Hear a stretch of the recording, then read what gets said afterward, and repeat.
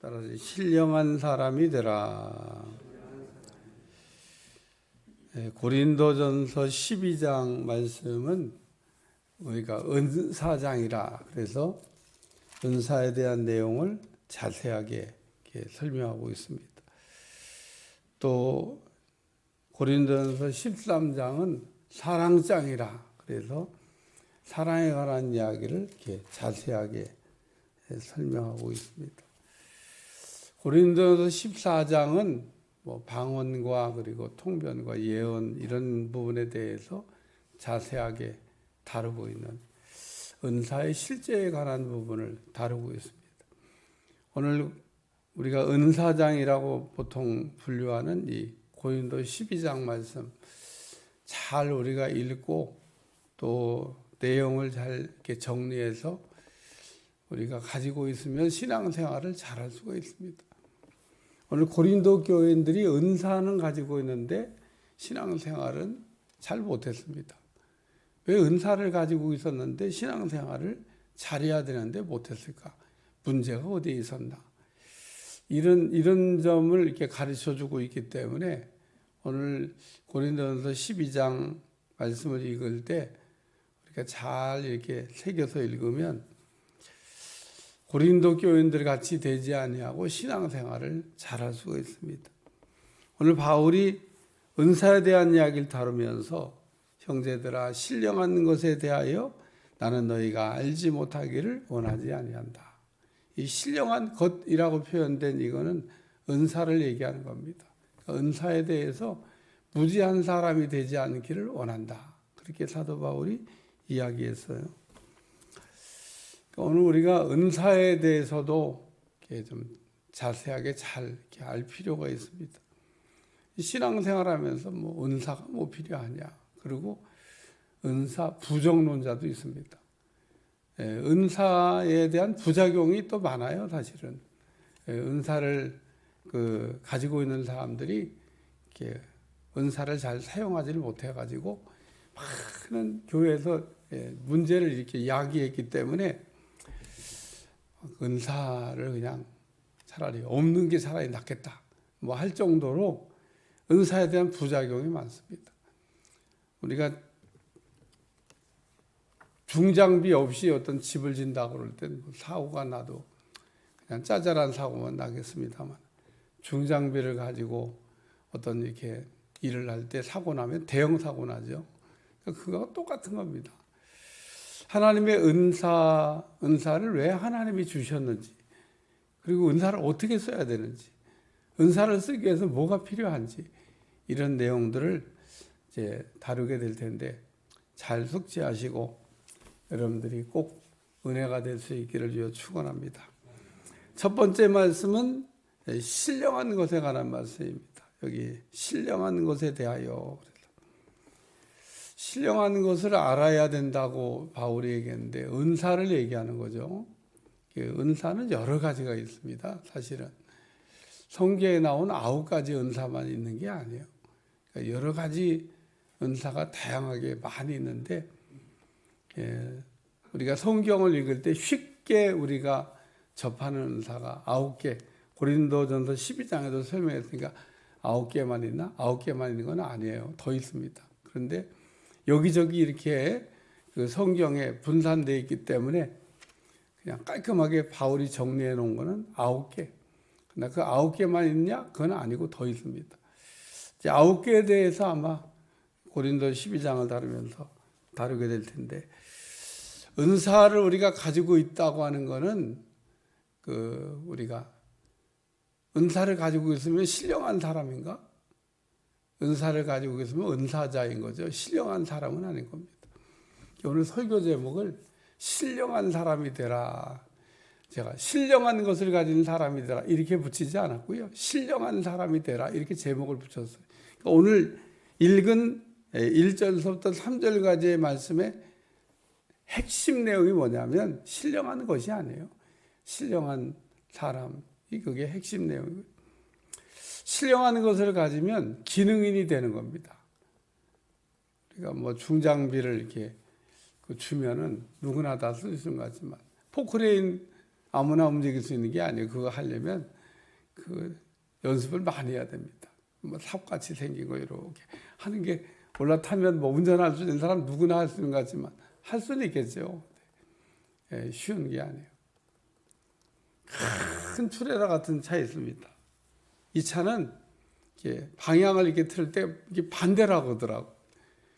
이 핸들이 반대로. 우리가 지금 하는 거 반대로. 이렇게 하면.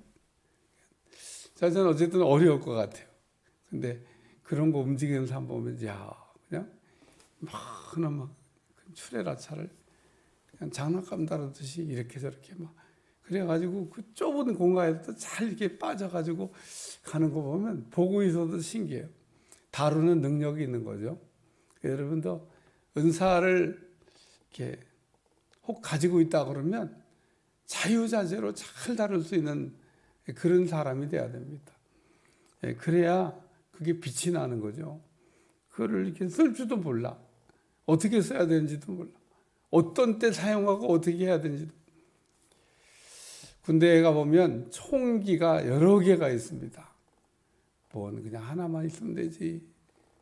권총도 있고 또 뭐 긴 총도 있고 대포도 있고 장비가 많습니다. 다 그게 필요한 거듯이 은사도 이렇게 다양한데 우리에게 다 필요한 겁니다. 제가 은사에 대한 얘기를 하면서 은사자는 버림받을 수 있어도 신령한 사람은 버림받지 않습니다. 그렇기 때문에 오늘 우리가 은사를 갖고 있는 사람이 하나님 앞에 책망을 받을 수가 있어요. 잘못 쓰면. 잘 쓰라고 주신 건데 잘못 쓰면. 성경에 이렇게 말씀하고 있습니다. 많이 받은 사람에게는 많이 책임을 묻고 적게 받은 사람에게는 적게 책임을 묻는다. 오늘 적게 받고 그냥 적게 일하면 좋겠다. 그렇지는 않아요.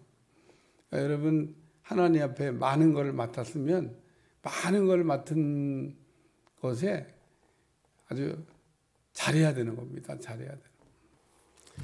그래서 신령한 것들에 대하여 나는 너희가 알지 못하기를 원하지 아니한다. 그러면서 사도 바울이 신령한 것에 대해서 무식하지 말라고 얘기했으니까 신령한 것에 대해서 여러분이 좀 관심을 가져야 돼요. 왜 신령한 것에 대해서 무지하냐? 관심을 안 가지니까. 사모하지 않으니까. 또 받지 않는 사람이 또 특징이 있습니다. 받은 사람을 무시해요. 자기가 없으면 그냥 없는 거로 끝나는 게 아니라 받은 사람을 폄하합니다. 뭐 잘못된 거 받은 것처럼. 못 받은 자기가 문제인 거지 받은 사람이 문제가 있는 게 아닙니다. 받은 사람이 또 처음에 사용할 때 사용법을 잘 몰라서 설령 미숙하더라도 이제 그러면서 또 배워가는 거예요. 오늘 미숙한 사람이 은사를 받아갖고 이제 쓰지 막 성숙한 사람에게 은사 주시는 게 아니에요. 은사는 뭐 성숙하면 주고 미성숙하면 안 주고 그런 게 아닙니다. 하나님은 사모하는 사람에게 주시기 때문에. 그래서 은사 받는 사람들은 누군가 이렇게 보면 은사는 사모해요. 그런 사람들에게 하나님 주십니다. 하나님 구하지 않는 사람에게 주시는 법이 있냐? 없습니다. 우리는 무엇이든지 하나님 앞에 구해야 하나님이 주시는 거지. 근데 왜 그러면 안 구하죠? 그건 나도 모르겠어요. 안 구하는 이유가 있습니다. 남이 받아서 쓰는 거 보면 부럽다고 생각하면서 그걸 무시하는 거죠. 우리가 은사 그럴 때 그 앞에 붙은 수식어가 있습니다. 성령의 은사. 성령님께서 주셔서 우리로 하여금 이렇게 신앙생활을 잘 할 수 있도록 주시는 은사라는 겁니다. 없는 거와 있는 거가 다른 겁니다. 여러분이 이렇게 은사를 주시는 거 신앙생활 더 잘하라고. 없으면 어떻게 되죠? 더 잘할 수가 없어요. 오늘 그렇기 때문에 은사를 가지고 있는 사람은 은사를 가지고 있지 않는 사람보다는 신앙생활을 더 잘할 수 있는 이제 자격을 갖춘 것과도 같은 겁니다. 은사를 사모하시기 바라고 여러분들에게도 꼭 은사가 있기를 주님 축원합니다. 두 번째 말씀은 여기 영어로 말하는 자는 내가 너에게 알리노니 하나님의 영으로 말하는 자는, 이 영으로 말하는 자가 뭐냐면 신령한 사람을 얘기하는 겁니다. 오늘 우리는 신령한 것을 가지고 있는 사람도 돼야 되지만 신령한 사람이 돼야 됩니다. 그래서 신령한 것과 신령한 사람은 다른 겁니다. 영적인 사람을 신령한 사람이라고 그래요. 영적으로 예민한 사람을 신령한 사람이라고 해요. 하나님의 음성을 적어도 들을 줄 알고 하나님의 말씀으로 분별을 잘하는 사람, 이런 사람을 신령한 사람이라고 합니다. 제가 아까도 얘기했지만 신령한 것을 사는 사람은 버림받을 수 있어도 신령한 사람은 버림받지 않는다. 그래서 오늘 우리는 신령한 사람이 되기를 여러분이 이렇게 기도하셔야 됩니다. 영적인 사람을 얘기하는 겁니다. 영적으로 아주 예민해서 하나님이 이렇게 움직이는 거, 하나님이 우리에게 뭔가를 이렇게 하시는 거를 알아차릴 수 있는 사람. 그런 기도를 해서 그런 은혜를 받았던 사람이 성경에 나옵니다. 그게 누구냐면 엘리사입니다. 엘리사가 어느 날 엘리야에게 기도하기를, 나는 스승이 가진 그 갑절의 영감을 갖기를 원합니다. 영적으로 예민한 사람이 되길 이렇게 원한다는 뜻이죠. 여러분도 영적인 예민한 사람이 될 수 있길 저 축원합니다. 어떤 사람 만나보면요, 굉장히 둔한 사람이 있어요. 남들은 다 이렇게 와서 느끼고 있는데 본인만 못 느껴. 남들은 다 이렇게 아는데 자기만 몰라. 이런 사람이 있습니다. 분위기를 쫙 보면 분위기가 이게 지금 뭔가 좀 이상하다. 그런데 분위기를 모릅니다. 그래가지고 실수해.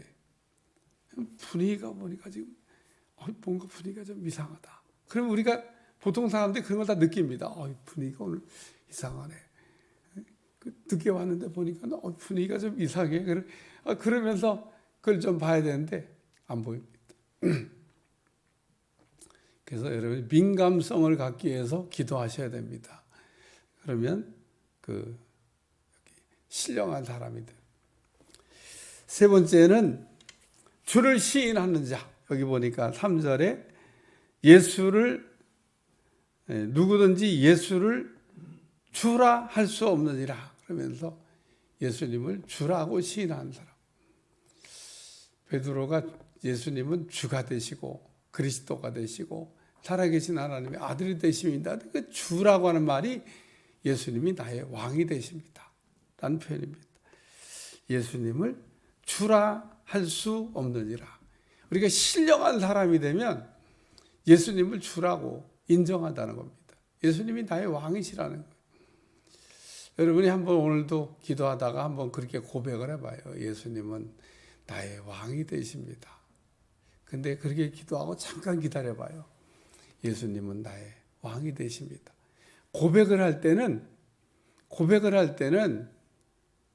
고백에 대한 반응이 반드시 오게 되기 때문에 고백을 하면 반드시 하나님이 우리에게 뭔가 말씀을 하셔요. 그러니까 여러분이 고백을 한다는 게 굉장히 중요합니다. 예수님은 나의 그리스도가 되십니다. 예수님은 나의 왕이 되십니다. 나는 예수님을 사랑합니다. 다 고백이잖아요. 고백. 나는 예수님을 믿습니다. 나는 성령님을 전폭적으로 의지합니다. 나는 성령 충만하기를 원합니다. 이게 저는 고백을 여러분이 하시고 나면 고백 뒤에 하나님이 이렇게 말씀이 옵니다.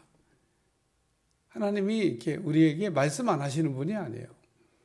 그러니까 우리가 그냥 평상시에 고백 아닌 말을 할 때는 하나님도 가만히 계실 수도 있지만 고백을 하면 이게 달라지는 겁니다. 하나님은 나의 왕이십니다. 그럼 하나님 뭐라고 대답을 하실까? 진짜? 네? 이렇게 대답, 진짜? 진짜 내가 너 왕이라고 너 생각하냐? 하나님 그렇게 되물어볼 수도 있을 것 같아요. 왜냐하면 다스림을 안 받으니까. 하나님은 왕이라고 그러면서 왕 대신 하나님의 다스림을 받아야 되잖아요. 그러면 거기가 천국입니다. 근데 예수님은 나의 왕이 되십니다. 왕 대신 하나님을 왕으로 섬기는 게 아니라 우리는 종처럼 부리려고 하면서 예수님이 내 종인 것 같아요. 이것도 해달라고 하고 저것도 해달라고, 이것 따라고 저것 따라고. 하나님 전능하시니까 할 수 있죠. 근데 예수님이 나의 왕인지 종인지, 여러분, 예수님을 종으로 의식하는 사람과 예수님을 왕으로 의식하는 사람은 삶의 태도가 다릅니다. 오늘도 예수님은 나의 왕이십니다. 그 말 속에는 내가 예수님의 통치를 받겠습니다. 예수님의 다스림을 받겠습니다. 내 마음대로 내가 살지 아니하고 왕 대신 주님이 나를 다스려 주시고, 뭐 손끝 발끝 하나 다 하나님께서 다스려 주시기를 원합니다. 그렇게 여러분이 산다 그러면 오늘도 천국을 맛보며 영생을 맛보며 하나님의 은혜 가운데 살게 될 줄로 믿습니다. 이번 주일날 제가 예수님이 말씀하신 거, 나는 길이요 진리요 생명이다, 이렇게 말씀하셨는데 그 말도 거꾸로 뒤집으면 고백이 될 수 있습니다. 예수님은 나의 길이 되십니다. 예수님은 나의 진리가 되십니다. 예수님은 나의 생명이 되십니다. 제가 얘기했잖아요. 그렇게 고백하면 어떻게 된다고요? 하나님 그 고백에 따른 반응이 온다고, 반응이. 우리가 고백만 잘해도 하나님 우리의 고백을 들으시고 역사할 줄로 믿습니다. 성경 한 군데 찾겠습니다. 마가복음 11장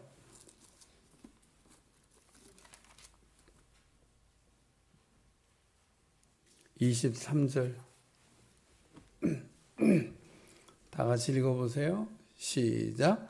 내가 진실로 너에게 이르노니 누구든지 이 산더러 들리어 바다에 던지라 하며 그 말하는 것이 이루어질 줄 믿고 마음에 의심하지 아니하면 그대로 되리라. 이 23절의 말씀 가운데 중요한 포인트가 뭐냐면요, 그 말하는 것이에요. 그 말하는 것. 그 말하는 것이, 그 말하는 것이란 말을 다른 말로 바꾸면 그게 고백인 겁니다. 네가 믿고 고백을 하면 고백한 대로 내 인생이 된다는 겁니다. 그러니까 우리가 하나님 앞에 고백이 중요해요. 고백이. 그 말하는 것이, 그 고백이 이루어질 줄 믿고 믿음으로 고백하면 믿음으로 고백한 거를 하나님께서 이루어 주신다. 오늘도 신령한 것도 우리가 알아야 되겠고, 거기에 신령한 사람이 되어야 되겠고, 예수님을 주라고 나의 왕이 되신다고 고백할 수 있는 여러분들이 꼭 되시기를 주님으로 축원합니다. 기도하겠습니다. 하나님, 오늘도 복된 하루가 되게 하시고 오늘 하루 한 날 축복된 날이 되게 하시며 우리의 말로 고백하는 말을 통해서 하나님의 은혜가 넘쳐나게 도와주시고 승리할 수 있도록 축복해 주옵소서. 예수님의 이름으로 기도합나이다.